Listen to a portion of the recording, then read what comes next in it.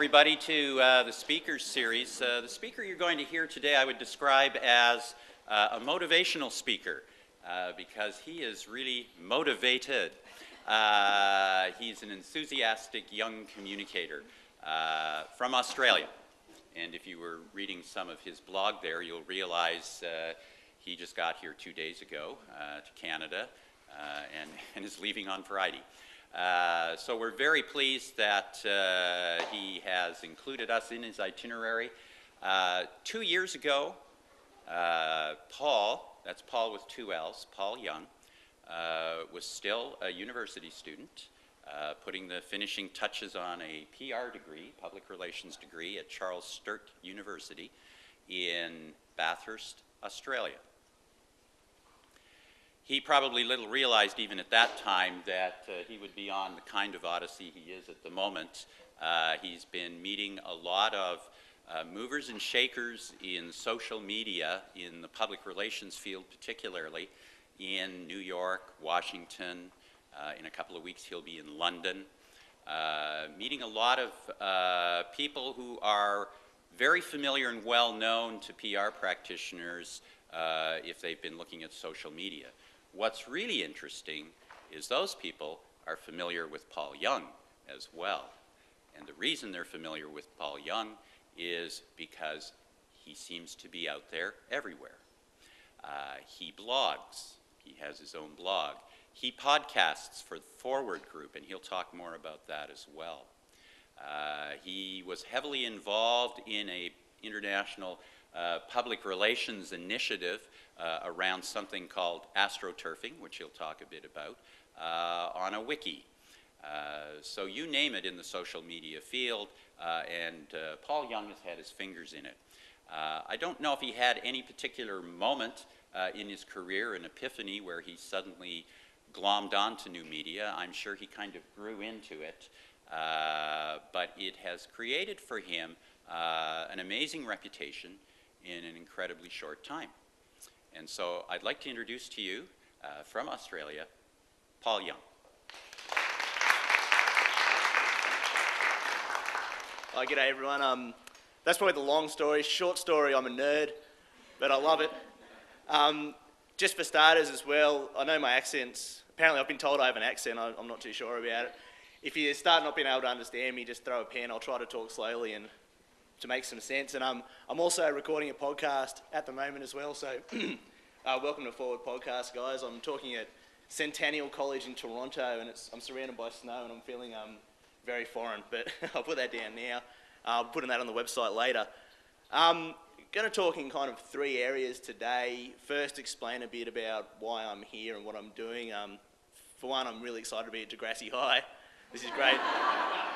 My sister, this will be the first time my sister will be interested in my trip so far because everything's been a bit too nerdy for her. When I said I went to Degrassi, that'll be really big. I'll talk about the benefits of getting involved that I've found so far about getting involved with social media and just how easy it is. Anyone can do it. I'm not special at all. And also give you some pointers about what you can actually do straight away to start getting involved. It's very easy. There's a learning experience to be had there that's huge. So yeah, my background, as Gary was saying, this time last year I was just driving up to Surfers Paradise, Australia to start my first job in sports PR. I went straight from high school to university, studied PR at a leading PR school in the country in Australia in a town called Bathurst.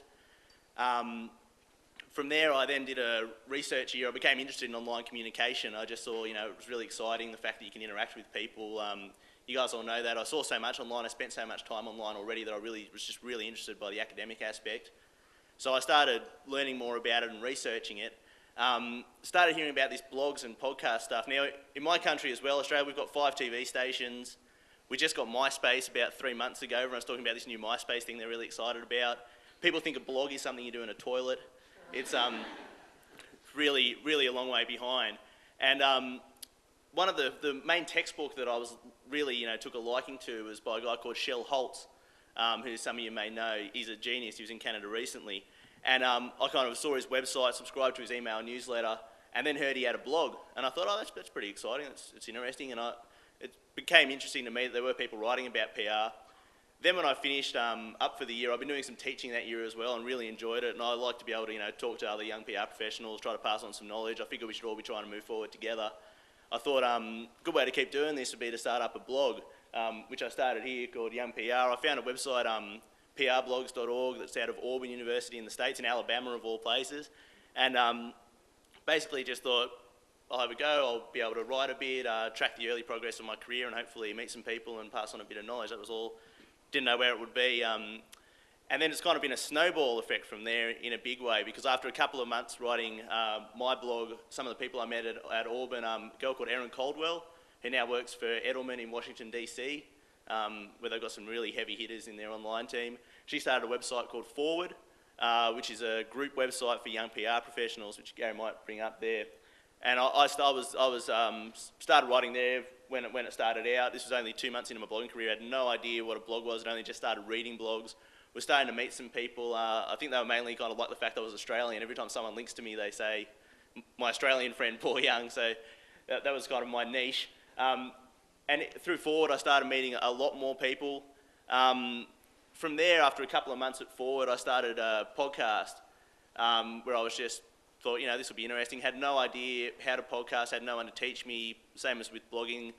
There wasn't another blogger or podcaster within 1,000 kilometres of me in any direction, even though half those directions were ocean because I lived on the beach. But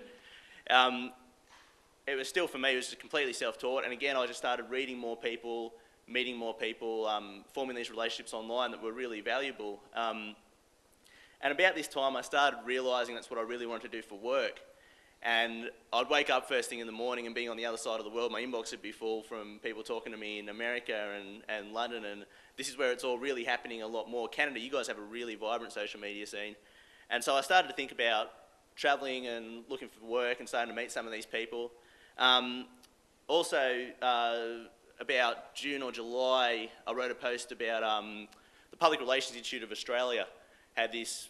There's an article written about them where they hosted a really dodgy event where there was a Canadian guy, actually, you bad Canadians, called Ross Irvine, who came in and appeared to be promoting astroturfing, which is the creation of fake grassroots organisations.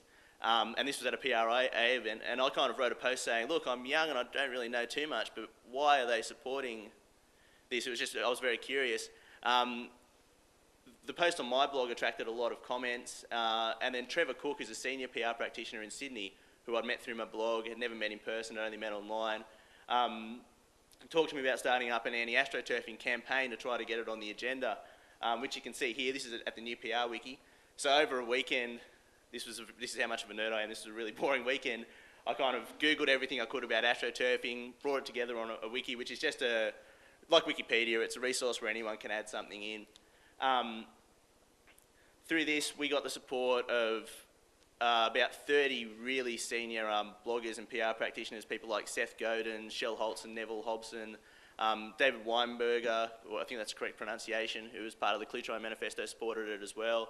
And this all happened and it became on the agenda. The PRSA released a directive about it. The CIPR in England has focused more on online ethics and things. I think this was definitely a move there. You can see there's a few PR agencies that sign up in support, but none of the big PR agencies did, which was a bit disappointing. So this is all the people around the world who've joined this campaign. And this, while a lot of people were involved in supporting it, it's kind of happened on my blog. So, but again, this is just the snowball effect that happens. And so all through this period, I was meeting people, continually reading people, conversing. There's big conversation and community there that I started to get involved in. And so then I decided, bugger it, I'll go overseas. So still trying to sell. If you know anyone in Australia who wants to buy a 1985 Daihatsu Rocky, Canary Yellow, it's a beautiful thing, $2,000, there you go. Sold my car, put everything in my backpack and came over to the States. I arrived in New York, it's the biggest damn city I've ever seen, the start of December, and started to meet with a lot of people, and the kind of people that I'm friends with now. Peter Himmler is an outstanding PR professional, writes a great blog called The Flack. I interviewed him for a podcast and we kind of backed and forth and formed a bit of a friendship, but Peter's in his 50s, he's raising a family, was the 2005 PR Week Media Relations Executive of the Year, done some huge PR campaigns for the World War II memorial in the States. He worked on that for 8 years. In NASCAR, when Dale Earnhardt passed away, he looked after crisis management for the family when a website was trying to publish photos of the autopsy and things. So he's had this huge career. We've become friends. At the moment, he's in Australia, and I've got one of my friends showing him around Bondi Beach. So this is the kind of thing is that you can talk to people like that. So yeah, and then I've been in Washington, D.C., down in Alabama. I went to Auburn where my blog came from and had a look there. Popped into Canada for a few days. I went to the third Tuesday meetup last night and met a whole bunch of people. The whole way so far I've been staying with people I know from blogging. I'm staying with Ed Lee at the moment, who's a young Canadian blogger. Having dinner with Donna Papacosta tonight, who I think spoke here. So the friendships that can be had for me has just been amazing. And then I fly to London on February 1, and after that I don't really know where I'm going. Hopefully I'll get a job somewhere, or I'll be a huge failure and you can all laugh at me. So to go back, looking at some of the benefits that's what I've done, but the fact is that anyone can do that. It's really easy to do, but some of the benefits from it, for starters, getting involved in this online space, and there's a number of, particularly the podcasts I've done at Forward. If you go there at any point, you can hear, I've interviewed a lot of people about this, and there's some really good interviews. There's a couple I'll bring up particularly, but the fact is if you get involved, you learn skills in writing and communication, for starters. The more writing you can do, the better. There's no better way to be writing than to write a blog of some sort. And also, just communication is an art, and it takes a lot of work to learn it, but online you can learn it really quickly. There's also a great source of practical knowledge, where there's people in our industry that we've never had access to at our level, talking about PR students, early PR practitioners. We can listen directly to senior people in the industry talk about what they do day to day. It's not the book learning stuff, which is great, you know, what you get from your course, but there's this completely different sphere of knowledge that's out there that we can start having access to now. And not only reading it, we can actively converse with these people. You can get on their blog and ask them questions. You can contact them there. For the first time, you can talk to people. Me, again, it's a case in point, really, that I'm this Australian bloke who's 1 year out of college, and I'm popping around the world talking to senior people at most of the big PR agencies, purely because we now have access to them and to their knowledge. So really, I would suggest big time starting to read PR blogs, but I'll get into that next. It's also networking. Yeah, there's huge networking benefits. Like I was saying, you can meet people around the world who are involved in your space from all different levels. There's young people blogging who are like us who you can talk to on a one-to-one. There's senior people. You can get a feel for how the industry works as well. This time last year, I probably could have named about 3 of the big PR firms. Now, I know someone who works at each of them. I can tell you what their specialties are. I know kind of what their strong suits are. All that's, again, come from looking at the online space. A couple of the podcasts that I'll point out particularly, there's one I did with Georg Kolb, who's a senior guy at Text 100, and we spoke about social media in particular, and he was saying that he would say to young PR graduates just to get involved anywhere you can online, any form of online communication. So not just starting a PR blog necessarily, but any time you can start interacting online, those are really valuable skills. And then more recently, I was in Fleischmann Hillard's New York office, and I was talking with David Bradfield, who's a Canadian, who's gone down there recently. That was our most recent podcast. He again, and Chet Gulen, who also worked there, were just going on and on about how much they're looking for people with social media skills, and that's what they want. Which brings up another point. Everywhere I've been so far, everyone I've talked to, I don't know if they're just telling it to me because it's what I want to hear, but they're all saying that they want young people with online skills, with social media skills. Social media and online practices are expanding everywhere. Advertising dollars are going online all the time. We know that space is exploding. PR is really trying to own it. So those kind of skills, if you can go to an employer showing that you have skills with social media online, that's a huge, huge benefit for you. And also, so much of it is new that the tools itself, you can probably easily know more than the people who are hiring you. Like, podcasting's only been around for really a couple of years. So if you get into it now and start doing it, there's hardly anyone who knows what it is. A way of getting ahead of the trend, social media, there's a huge opportunity for people our age to really get into it, because also we're digital natives, most of us, so we just, this is what we eat for breakfast, we're all over it. But most importantly, the most important thing and the most important benefit you can get from being involved online is friendships and relationships, and that should be the focus in everything you do. I'm big on relationships. I believe in connecting with people, and everything, all the time I've spent online, it's the friendships that have really stuck through to me, and now I've made friends on different continents, different age groups that I really value. So yeah, there's a whole lot of benefits there. We'll open up for questions in a bit, and I can probably back and forth. But moving on to how you can get involved personally. If you're sitting here now and you're thinking, oh look, I have a Hotmail account that I check once a week.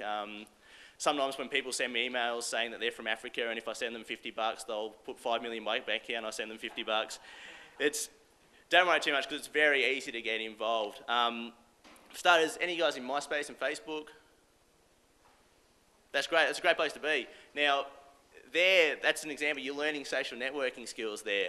That's a powerful place. You're learning how you talk to people online, just basically, and you get an idea for how it's. You guys know that when you're on MySpace or Facebook, that's a different interaction to what you'll have on the phone or face to face.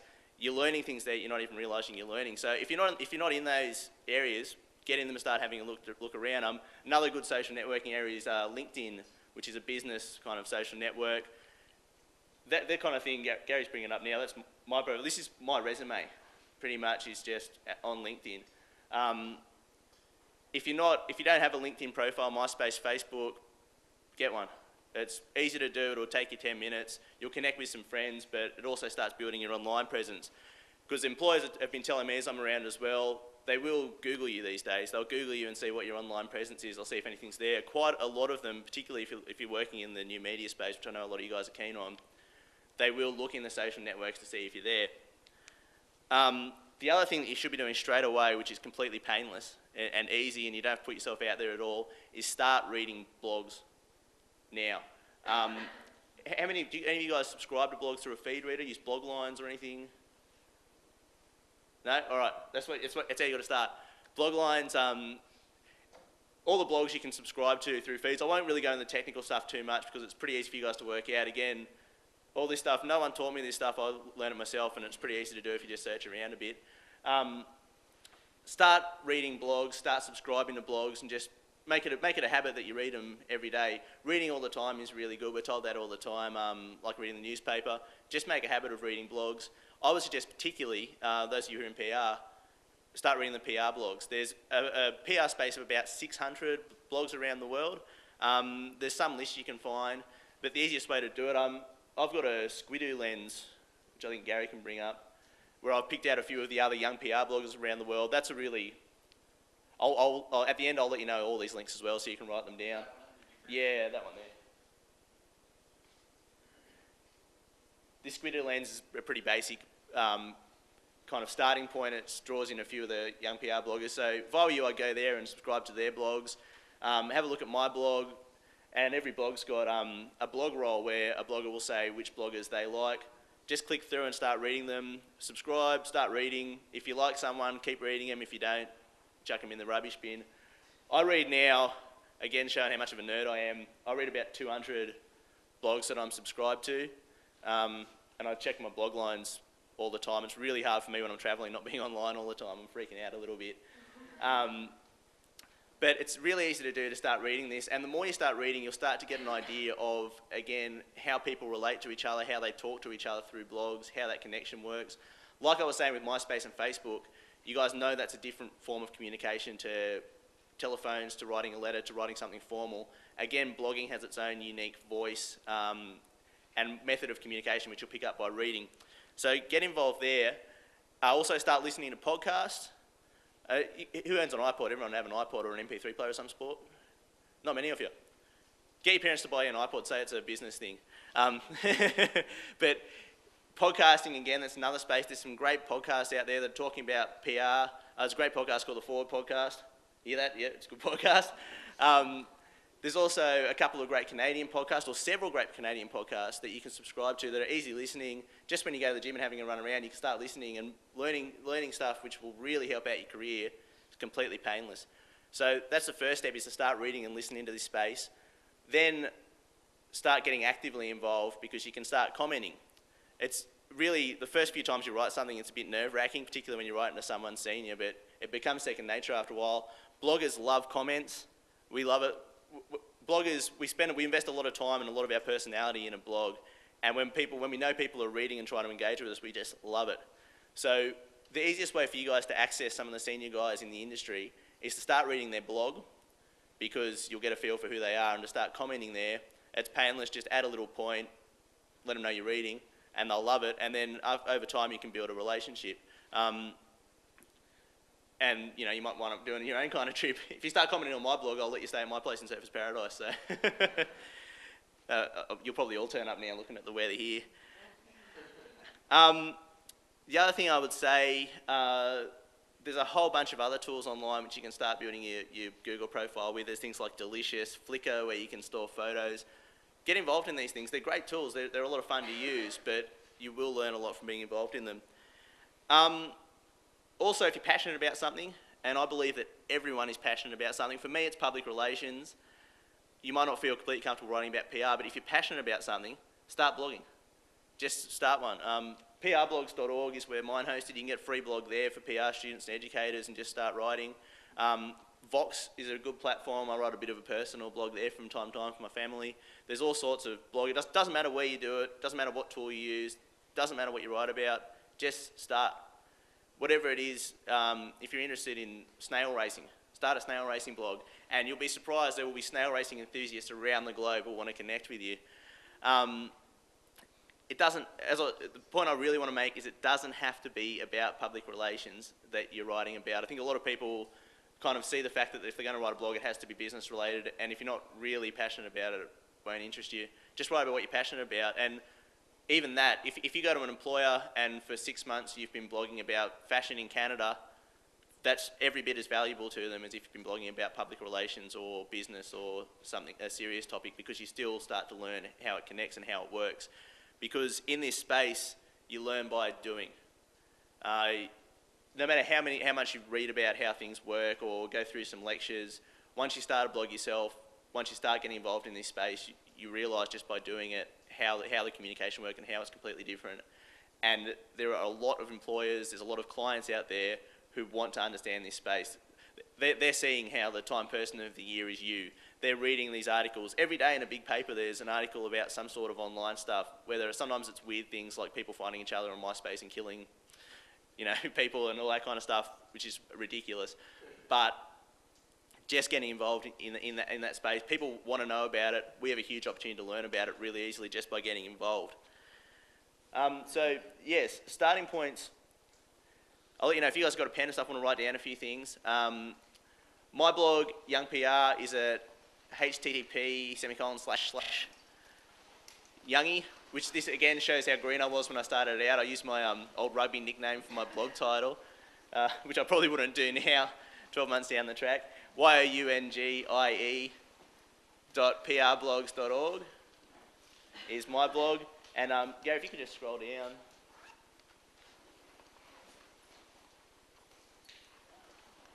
My blog roll here, there's a whole bunch of resources to start with. I've got a new practitioners section where I picked out some of the best young people who are writing there, and there's also a link across to where I've got a list of young PR bloggers that I maintain on the PR wiki, where I just, anytime there's a new PR blogger, I chuck them on a list, so you can see everyone who's our age is blogging in the world is on that list. That's there. There's my Squidoo lens that we showed as well before that you can link to from my blog, which is just a very good kind of starting point for why you're getting used to it. Forward is at www.forward-moving.com. Forward's an amazing resource. I'm really proud to be a part of this. We've got PR students and educators and experienced practitioners from around the world all working together trying to give advice to you guys. I'm heavily involved. This is where the podcast is hosted as well. There's people, Aaron in Washington, Luke Armour in Ohio, who's another youngish guy who's just starting his PR career. I'm staying with him, flying to Ohio on Friday. I don't know there's too much to do there. Sorry, Luke. But there's also Richard Bailey, who's an educator in London. It's a global area where we want to get people involved, but we don't have any Canadians right in there, so if you're really keen, just put your hand up. Forward's a great place to start. Then just start clicking around, just chuck some things in Google. Technorati is a great research. Just start searching for this PR space. You guys particularly, look at your Canadian space. There are some great bloggers and podcasters there you guys can learn so much from. I've been amazed at how vibrant the Canadian scene is. People like the Inside PR podcast, David Jones and Terry Fallis.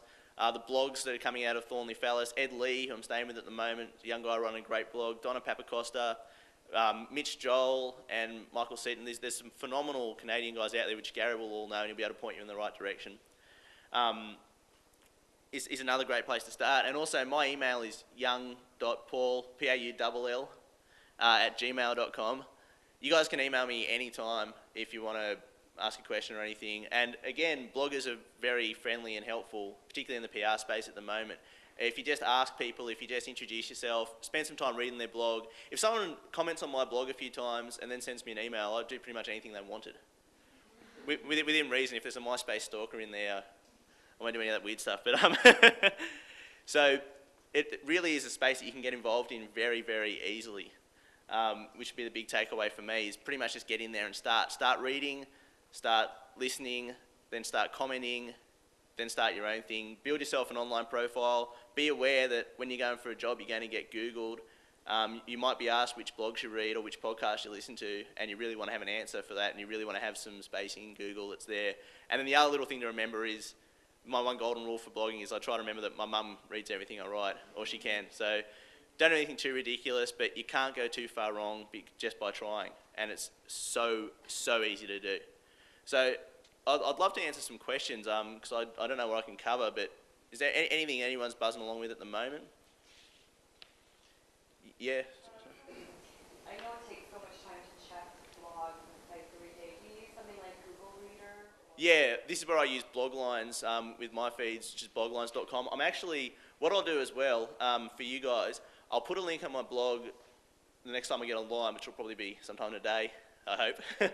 I'll put in a link to my blog lines where you can click through and see what I read, which is about around 200 odd blogs, and they're all really good, or they wouldn't be there. So that would be a great starting point.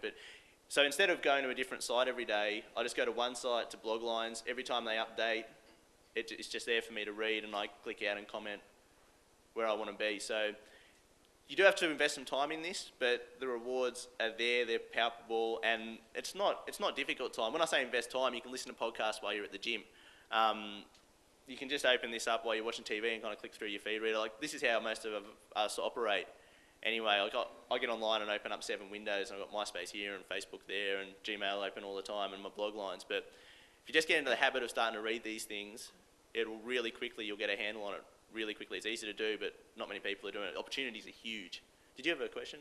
How do you, as you sort of scroll through the 200 or however many you get to in a day, give us some sense of how you filter them into those that are credible, those that are fantasy, those that are lunacy, and those that have some worth in your career and your experience. I don't know if you understand what I'm driving at, but nobody edits what's going on the internet. Yeah, nobody. That's right. And while that's a glorious freedom, it's also a potential disaster. Yeah, I understand what you're doing. What I'll do is I'll open up my blog lines here that I was talking about. Just log in. This is my feed reader. There's a whole bunch of them. This is just a really easy way, and I'll show you in practice what mine looks like, how I work it. 167 feeds, so I was exaggerating a little bit. As you can see how mine is here, it's broken up into several different areas of things I read. Gilbert's always great. But I've got like my young PR bloggers. See where it says 9, that means there's 9 new things. But in this folder I have every young PR blogger pretty much in the world is there. Not too many of them post really regularly. So I open up like this and read through them. The main reason, the way I kind of vet people is that I know them personally. So when I see a link to someone, if there's someone's blog I like when I first started out, I went to Shell Holtz's blog, subscribed to it, looked at his blog roll, subscribed to all of them, started reading them. If I didn't like them, I just chucked them. If I did like them, I kept them. Then they'd link to someone and say, oh, I read this great blog the other day, and I click through from there, and it just grow and grow. So I've kind of got it broken up into several areas: Aussie PR, Washington, Canada. No one's written anything. Everyone's still asleep on third Tuesday, I guess. It's quite funny. And so this is where I'll be reading things. So I'll read things here. if there's something interested that I want to comment on, I'll just click through. Let's have a look at Aussie PR. Well, isn't that similar to, you know, you find an author that you like, that author recommends other people, you've got a credible source, so you go to credible sources. I mean, Exactly the right. analogy, I think, is... You have the control with this, which this is another thing. This is how you start learning how people use the tools because you use them personally. That the best way you can learn, no matter, I can tell you anything I want to, but the best way for you to learn is to get in there and just start doing it yourself, because people will use these tools in the same ways. So yeah, Trevor Cook is a personal friend of mine from Sydney. If he links to someone and says they're good, I know they're good, so I'll subscribe to them. Chuck them out if I don't like them. So that's pretty much how I continue to absorb it. But if someone were to announce something on a blog to you which was purely fabricated, and say that person or that group was new, how would you find it out? How would you discover that it was bogus? That would happen very quickly. You can't hide anything online. This is the thing we keep going on the astroturfing campaign, is that for one, it is much easier to fake things online. It's easy to create a fake blog, it's easy to create a fake website, it's easy to be someone that you're not for about 5 minutes or even less. It's also very easy to get found out, and once you're found out, people will talk about it everywhere. Google is the great democratizer. Your Google results will stay. There's no way you can be fake or non-transparent online without getting caught out eventually, and it normally happens very, very quickly. There was a case, one I can talk about, an example of the astroturfing campaign, which gives an idea of what astroturfing is. This YouTube video appeared on, on YouTube and started getting some links, which was this ridiculous Al Gore's Dance of the Penguin Army, and it was having a go at Al Gore and An Inconvenient Truth, and it was this kind of cartoon Al Gore character talking and all these penguins falling asleep because of how boring An Inconvenient Truth was. And that was there, and it was apparently made by, one of us, like a 26-year-old guy who lived in his mum's basement or something. But then a Washington Post journalist was doing some Google searches about various things and started seeing paid Google links to this YouTube video and thought, why is someone paying for links to a weird video about Al Gore that's not very funny and, not really accurate? So he looked at it, emailed the guy, what's the story, who are you? The guy emailed back saying, look, I'm just 26 years old, blah, blah, blah, I don't want to talk to you about it. Looked at his email records, and they went to a PR firm in Washington called the DCI Group, one of whom's major clients is Exxon. They never really owned up to it, but there's a case of astroturfing. They were pretending it to be this fake thing, like you're talking about. They had the pretense, and a lot of people have watched the YouTube video at that point. But then, from that, they couldn't hide it because you can't hide things online. One up with a Washington Post article, people spoke about it all around the blogosphere. If you Google DCI Group and see what we get. And actually, it's probably getting recorded, so I'm probably going to have someone snipe me from DCI, but I don't want to work for you guys anyway. This is going to get me in trouble. DCI Group, it's a full-service public and government affairs company. That's cool, that's their voice. What does SourceWatch say about them? There's Wikipedia there, right on the front page as well. It's going a bit slow. DCI Group. It calls itself a strategic public affairs consulting firm, boasts that it handles corporate issues, etc., etc. The use of third-party front groups is common in the business way and public opinion, and it goes on and on. Smoking out DCI's past. I get letters from dead people, that sounds interesting. Viral videos and global warming, that's what I was talking about. That's the thing, is that you cannot hide things online. Wikipedia will be the same. So yeah, that's the point, is that you can fake something very quickly online, but it'll get found out very quickly. So always, the golden rule online is be honest and transparent at all times. Because if you don't, you'll get smoked.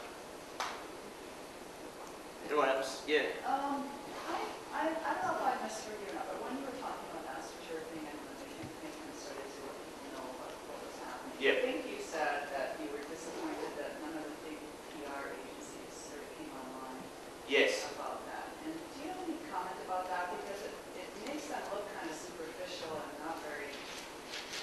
Yeah, well, we talked about it a lot. Trevor Cook's firm in Sydney, the head of his firm, Keith Jackson, wrote a series of posts looking at the top 10 big PR firms, their record on ethics, what their ethics policy was, what they'd done in practice, and kind of said, why don't you join? And we talked to some people from the firm saying, look, can you support this campaign? Can you take a step to educate people? And really, it was just a bit too hard for them. If you're a global firm with 2,000 employees, it's hard to commit yourself to always doing the right thing when possibly one person who's in your Kyrgyzstan office might do the wrong thing. So it was disappointing not to get any support from them, but really from their angle, it was just a bit too hard for them to commit to that kind of thing. I think they all have a commitment to ethics. They all have internal policies. They all want to do the right thing, but to come out, particularly when it's two bloggers from Australia who started it as well, I think, and one's 23, it's a bit hard for them to commit to that kind of thing. But on the plus side, the debate started. If you want to learn about astroturfing, the astroturfing page, which links from my blog to the new PR wiki, I've got a whole bunch of resources there. There's everything you can find. It's all collected there, so people like us can start learning how to do the right thing, pretty much. Did you have a question? Yeah, I'm interested in getting into podcasting. I'm just wondering, like, what websites you might recommend to look at, to have a look at people's experiences, and also like what technology you used, or I don't know, you don't have to mention brand names, but I mean, it could be beneficial to you. Podcasting is like the big secret at the moment, I think. I was saying this to Gary last night at the third Tuesday meetup. Podcasting is so easy to do. It's easy to do. This is podcasting. It's really simple, straightforward thing to do. Very easy skills to learn. I taught myself how to do it. If you start listening, best thing to do is to start, like I was saying, the first step with this stuff is to start listening, reading, looking at the space. If you start listening to podcasts, you'll get an idea for how they're put together. Donna Papacosta, who spoke here before, is Canadian. I would start with her. Definitely for you guys. She talks about the art of podcasting a lot. She talks about what she does. Basically, it's really straightforward to do. If you get online, do a bit of research, you can see how to do it. I'll record with this. The podcast before I actually kind of saw people in the real world, I was recording over Skype at like 3 a.m. Australian time, talking to people at 9 a.m. in the States. With just a simple program called Hot Recorder. All you do is get a sound file, somehow record it, then use simple editing software. There's a free one called Audacity. Audacity is free and it's pretty easy. You just poke around with it a bit, you can edit it a bit and you don't need to do too much editing.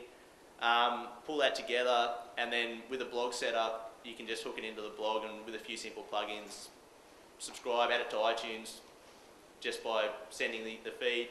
Very easy process to do. But people don't know how to do it yet. I was talking to a lot of people in big PR firms and, kind of said, yeah, I'm a podcaster. And they're like, whoa, you're a podcaster. And then they think that I'm a big geek, but while I am a nerd, I don't actually, the technical side of things I have no idea about. Which I think that's another thing that people quite often find surprising because they look at my blog or listen to my podcast and they think, geez, this guy must know all about computers. I don't know the first thing about computers.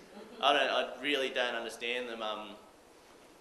I think I just fill them up with viruses and then they break on me.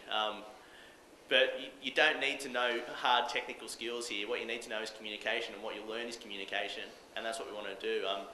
It's not different to anything we've done before. Communication's the same from when we lived in caves. It's just we now have opportunities with online communication to interact with people, to have conversations, to have real interaction by interest, by communities of interest that are geography doesn't matter anymore, and it's easy to do. Yeah. Two questions. One is to follow up on the question before. How would, say, someone totally new, relatively new to PR, how would they filter out, problems like, people making up stuff? Because I was thinking along the lines of the person who sort of spread those messages before it's found out probably wouldn't end up with a very good reputation. Yes, that's true. That's true. What I would say would be to just start reading, and when you trust someone, trust is very important online. When you start reading someone and you trust them, just follow them, look to who they trust, look to that, you'll see the way the community works. Yeah, if I were you, I'd start with this great Australian PR blogger called Paull Young. He's a pretty trustworthy fella. He'll show you the light. He's got a few mates around who are pretty trustworthy as well. He sold everything, he's invisible. That's right. So it's not different to in the real world. If you're talking to someone at a party and you get the feeling that they're what we call a bullshitter in Australia, it's the same online. It's not any different. You get a feel for it, and It's pretty much the way it goes. My next question actually has to do with, like for blogging, do you actually recommend hosting your own, or do you actually recommend going out there for more exposure? Like, do you use other blog sites or? Use whatever you want. I started at PR blogs because it was free and because I don't know how to use anything. So PR blogs, if you're a technical novice, great place to start. You get a free blog and they'll help you out with getting started. But there's also Blogger, WordPress. There's a lot of options there. You can just do a bit of research, ask bloggers like you're doing now.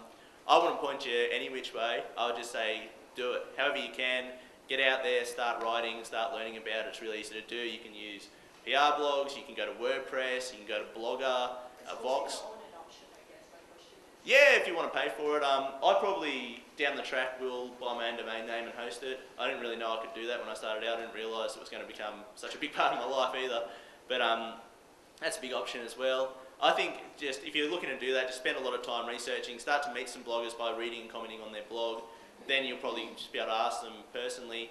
Go to your third Tuesday meetup in Toronto and there's a room full of people who want to talk about this kind of stuff, who go home to their girlfriend and says, shut up you nerd, I don't care about it, I'll talk to you. So, that's a good point. Did you have a question? I was just curious, why do you think you said Australia's behind on the social media? Because you think that the internet would be the one thing that would kind of make up for... Yeah, well, we think that. We talk about it a lot in Australia because we're not really sure just why we're not there yet. There's a lot of reasons. We tend to follow a few years behind the States in things. We don't have a lot of broadband access. It's only just starting to expand.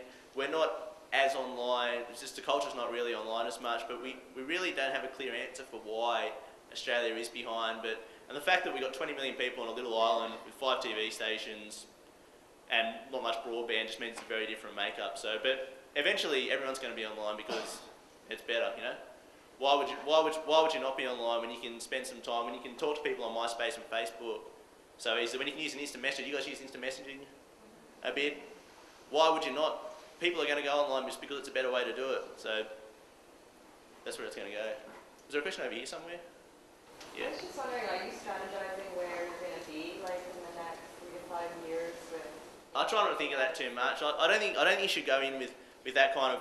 When I started my blog, I didn't start with the goal of doing a social media tour at the end of the year. I didn't start with the goal of getting a job. I didn't start with the goal of becoming an expert on it. I'm not trying to think about... What the blogosphere really runs on is passion and real feeling. And the fact is, with me, I like doing this, I like talking to people, I like passing on the knowledge, I love the friendships I'm making. And that's what I focus on all the time. As far as strategizing where I'll go and where I'll be, no. I'll do a bit of that, but not with this stuff. This is just me being me. I'll kind of see how I go. But that's an easy-going Australian nature, I think. Yeah? Do you try to force yourself to subscribe to blogs or read blogs that you may not necessarily agree with, or they? Yeah, I do. Particularly with me, I focus on the PR space a lot, and I need to read more widely. It's just that I'm just very heavily involved in that community, so it's kind of where I'm at. But again, yeah, there's a tendency. I was talking to a guy in Washington who's done a lot of research into how people will, pick your own niche and kind of follow that, and that happens. But really, why do you read? As with everything, because again, this stuff isn't different. You'll be told by your lecturers 5 years ago to read widely, to read magazines, to read newspapers, to get different viewpoints, read whatever you can. Same with blogs. There's blogs on everything, and you might as well read them. So yeah, I would suggest just reading anything you can find. That's it. Cool. Just one last question. Yeah.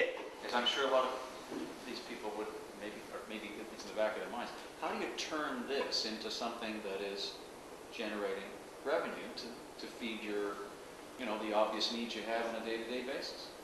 Yeah, well, that's people in the blogosphere are always talking about monetizing the medium and how they're going to make money from the blogs. People are still learning how to do that. I just think it's depending on where you're looking at it, whether you're looking at it from a company's point of view or a personal point of view. Well, more people will be doing freelancing on their own, establishing their own careers in their own companies, probably then are going to do it from a corporation. Yeah, that's right. That's right. So how would you recommend, given that? How do you generate revenue to feed this travel and work that you're doing?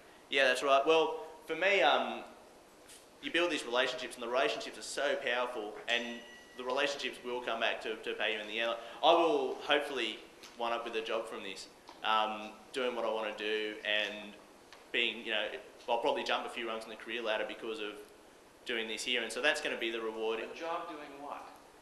Online media, maybe one of the big PR agencies I've talked a lot about. As I said, everyone wants to get into this space. Big PR companies looking to increase their social teams. They want people with these skills. These skills are in demand amongst the big PR companies. But do you see yourself doing, for example, being an online management consultant in PR, where you would say do a contract with a firm with which you have simpatico that you feel that you can represent, or are you looking for something that brings you in as a junior VP or something, and then you stay with that firm? Someone offers me a junior VP job. Geez, I'm there. but that contradicts what you do. You tend to wander, and both online and in your life. I don't know that. What I guess I'm saying is, if these people were looking to this kind of experience to generate revenue, would probably be as a freelancer. Yeah, there's a lot. There's all these social media consultants suddenly appearing, but there's no experts in the space. No one is an expert on social media yet because it's like 2 years old. So there is a big freelance industry that's opening up there. There are people who are working it. I know a lot of people who are starting to focus on it. There's companies springing up all the time. Crayon, a company you might have heard of. This is kind of an example which I think probably answers your question about how some of the really senior guys are doing it. A company just launched called Crayon. Their offices are in Second Life, which is a virtual world with avatars. Now, if you're only just getting familiar with the online stuff, Second Life will really confuse you. But all I can say is that in Second Life, I'm 6'7", muscular, and I've got a moustache. So I love the place; it's great. But this is an example of how it comes around. Here you had Joseph Jaffe is the president. He's a well-known speaker, does personal work, wrote an excellent book called Life After the 30-Second Spot. It's probably in your library, guys. Read it. It's really, really good. He's writing another book at the moment. Joseph Jaffe, Life After the 30-Second Spot. He, along with Neville Hobson and Shell Holtz, who, again, they were sole consultants on internet online communications. Shell's written a bunch of textbooks. They've speaken for a long time, heavily involved with the IABC. They also do the For Immediate Release podcast, which start listening to that, guys. It's the leading PR podcast. And CC Chapman, who's a guy in Boston, a very well-known podcaster, but was just podcasting was what he did solely. They've just come together to form a company called Crayon, which has gotten talked about a lot online and all over the place. There was a Wall Street Journal article about their launch now. They're based in Second Life. And they're really going to be the case study because they're trying to purely focusing on this stuff. They say that they call themselves Crayon because they've got all the crayons in the box, but what they use first are the social media tools. They want to use blogging, podcasting, Second Life, all that kind of deal. So the opportunities, as a young person, the opportunities are, one, the big PR firms want people who have these skills. Two, the other skills that they're always looking for anyway, writing, communicating, being well read. Also, you build those skills while you're there. Three, the networking as well is there. And the other point of view that you can do it is that you could become a consultant by yourself. A lot of people are doing that. I think being a young person, I want to get in and start learning in a big kind of agency myself, because I just see that as being the best way to go about it. But the opportunities are there all over the place for people with these skills. It's huge opportunities, very easy skills to get. I don't understand why everyone's not doing it. I'm glad, because that makes me an expert. So Thank you. Yeah, Nate, did you? Just mention something in terms of social media. In North America, we have a football ritual called the Super Bowl, and two football teams, not soccer, but the North American football, and that's coming up. And advertisers are freaking out because people were not paying attention to their commercials. It was, $20 million for a spot. Yep. On the Super Bowl show, worldwide.